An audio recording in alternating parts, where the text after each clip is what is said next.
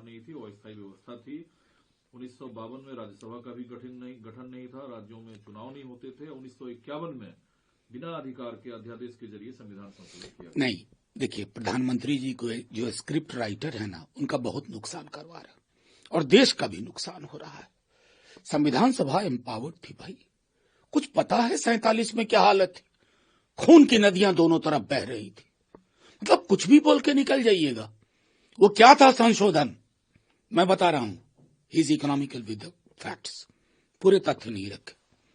जो हमारे vulnerable groups हैं SC ST के लिए, तो राइट टू इक्वालिटी में वो प्रोविजन चेंज किया गया कि nothing in this article stop the state from making special provision.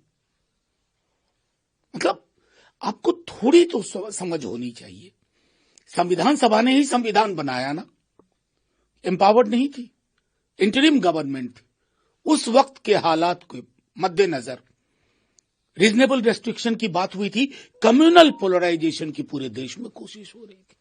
अब देश के प्रधानमंत्री हैं, तथ्यों के साथ खिलवाड़ मत करिए।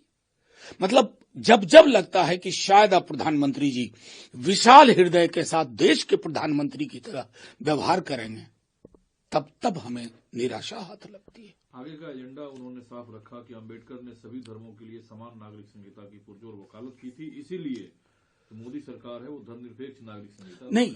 देखिए, धर्मनिरपेक्ष नागरिक संहिता हमारे आर्टिकल 44 में डायरेक्टिव प्रिंसिपल्स में रखा गया, क्योंकि उस वक्त के जो हालात थे, उन हालातों के मद्देनजर एक ट्रस्ट की कमी थी, एक म्यूचुअल जो एक होना चाहिए समुदायों के बीच में, पूरे देश में जो वो था।